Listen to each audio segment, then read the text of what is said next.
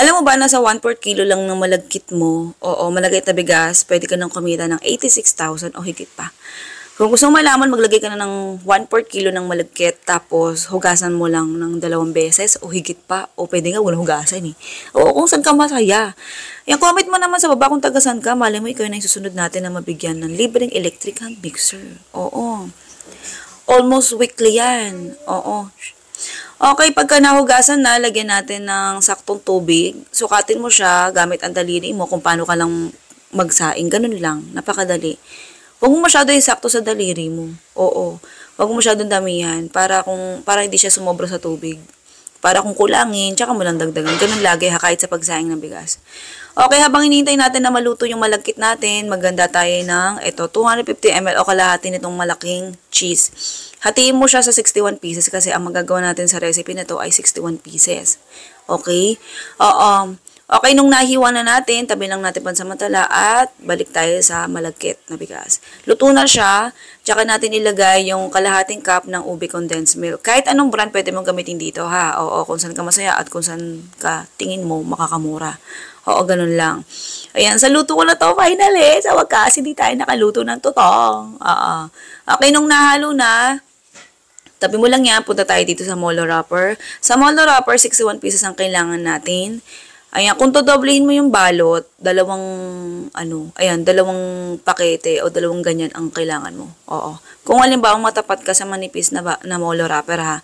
Meron kasing molo wrapper na makapal, meron ding molo wrapper na manipis. Depende sa brand na mabibili mo. Oo. Okay, next. Ayan, bawat scoop, bawat isang serving ng molo wrapper, lagay natin siya ng kalahating scoop o kalahating kutsara ng ube, malagkit. Tapos yung cheese kanina na hiniwa natin.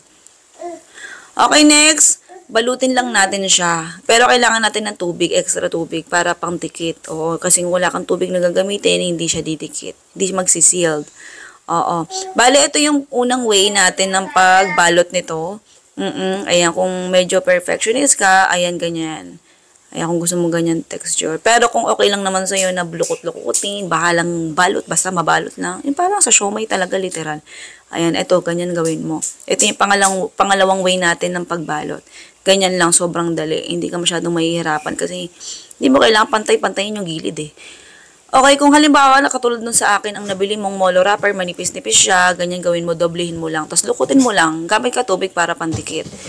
Ganun lang, ayan. Bali sa akin, ayan, nilagay ko siya sa rep. Oo, kasi meron pa akong isang recipe na ginagawa. Kung ititinda mo naman siya pang kinabukasan na, ilagay mo siya sa rep, tapos bukas mo na rin siya lutuin. Pwedeng gano'n, hindi agad masisira yan. Basta gano'n, ha? Okay, next natin, ayan, magpainit tayo ng mantika. Pagka mainit na mantika, pwede mo na siyang lutuin hanggang sa mag-golden brown. Yan. Actually, pwede mo rin siyang lutuin kahit na light, as in light golden brown. Kasi, oo, pwede naman talaga. Okay, next natin. Pagka luto na siya, pwede mo na siyang ihango. Habang inahango natin siya, comment ka naman sa baba kung taga saan ka. Malamay ka na yung susunod natin na mabigyan ng libreng electric hand mixer or silicone utensils.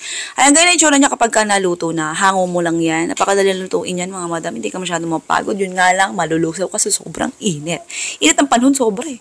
Bale sa hinge cups, 250 ml ang size na kailangan natin. Tapos, 15 pieces ang kailangan mo. Bawat isang hinge cups, merong 4 pieces, ha?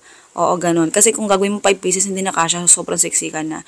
Ito yung unang way natin ng pag-serving. Nakahalo na yung sausawan. Oo. Kung nagtitipid ka sa lalagyan. Pero kung gusto mo naman, o meron kang customer na gusto hiwala yung sauce, ayan, pwede naman ibukod mo yung sausawan, yung ube condensed milk.